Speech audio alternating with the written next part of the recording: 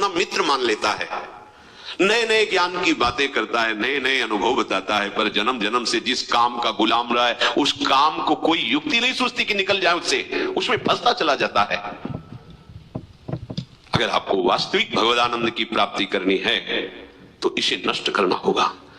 आज जैसे आपने सुना, एक क्षण में आपको लगा कि मैं छोड़ दूंगा, ऐसा लगता है आज की बात कभी नहीं, पर जो अंदर वृत्तियां हैं आपकी वो ये बात नहीं मानेंगी।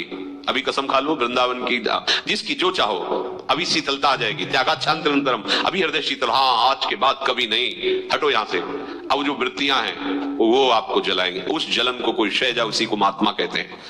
तास्तितिक्षस्व भारत, उनको सहन करो, बस वो शांत हो जाएंगे। सहन करना बड़ा ही कठिन है, जो सहन कर लेता है वही जीते जी जीवन मुक्त है। एक केवल ये प्रश्न का समाधान कर लो।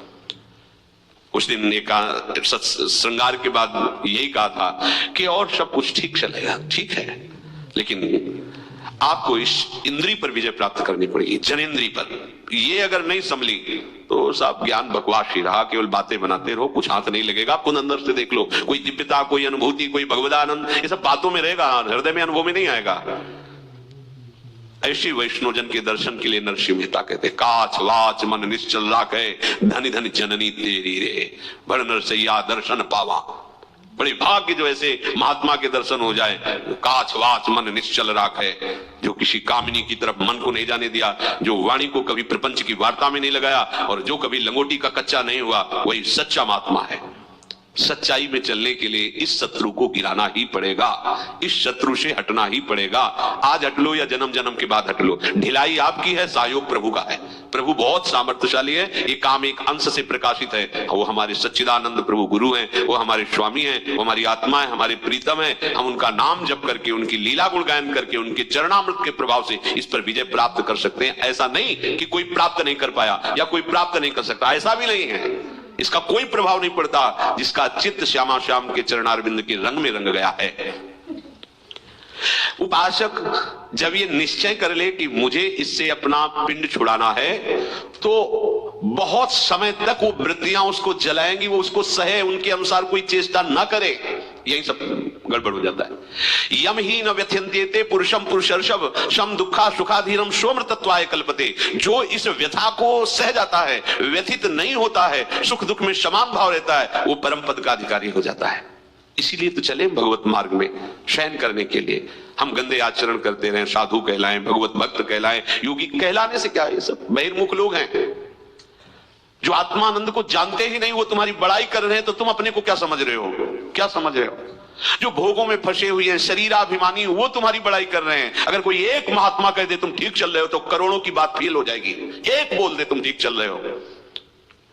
हमें इन संसार में आसक्त जनों की बड़ाई से अपने को बड़ा महात्मा नहीं मान लेना है। कुछ नहीं, कोई निर्णय नहीं है, कोई उनमें वो विवेक शक्ति नहीं है। हम उनकी बातों को मानकर अपने को महात्मा मान लेते। अंदर झांक के देखो तुम्हारे अंदर क्या है, चाहे जिस वेश में हो।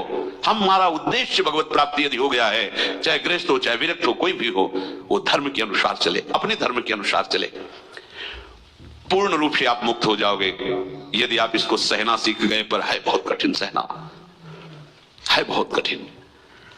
जिस प्रकार प्रकाश और अंधकार एक साथ कभी नहीं रह सकता, ऐसे ही काम और भगवदानंद एक साथ कभी नहीं रह सकता। यदि प्रकाश है तो अंधकार का लेश नहीं, यदि अंधकार है तो अभी सूर्य उदय नहीं हुआ, अभी ज्ञान का सूर्य उदय नहीं हुआ।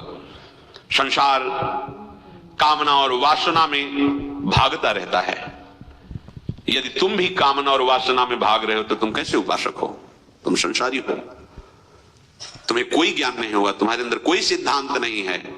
इसलिए ये मिथ्या ज्ञान, ये मिथ्या साधन छोड़िए।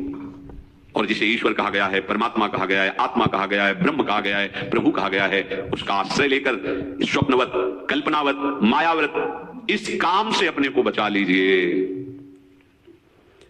इस स्थिति को तू प्राप्त कर ले, जन्म जन्म से जो तुझे रौंद रहा है, ये काम तुझे आकर्षित न कर पावे। जब तक तुझे सच्चा ज्ञान नहीं होगा, तब तक ये काम घसीटता रहेगा, तब तक तेरे हृदय की जलन मिटेगी नहीं। अच्छा, काम सुख सपनों ना, स्वप्न में भी तुझे शांति नहीं मिलेगी।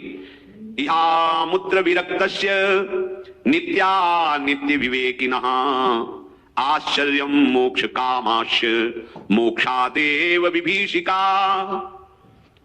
संसारी द्वंद्वों में जीता है उपासक, द्वंद्वातीत होता है। अच्छा बुरा, लाभ हानि, सुख दुख, आसक्ति, घृणा, जय पराजय, संघर्ष, शांति, ये सब संसारी के जीवन में होते हैं, साधु के जीवन में नहीं, उपासक के जीवन में नहीं। संसार में रह करके वो संसारियों से भिन्न होता है उपासक। हाँ, मृत्यु होने पर तो सबके छूट जाते हैं, पर उपासक वही है, शरीर रहते हुए इस पर विजय प्राप्त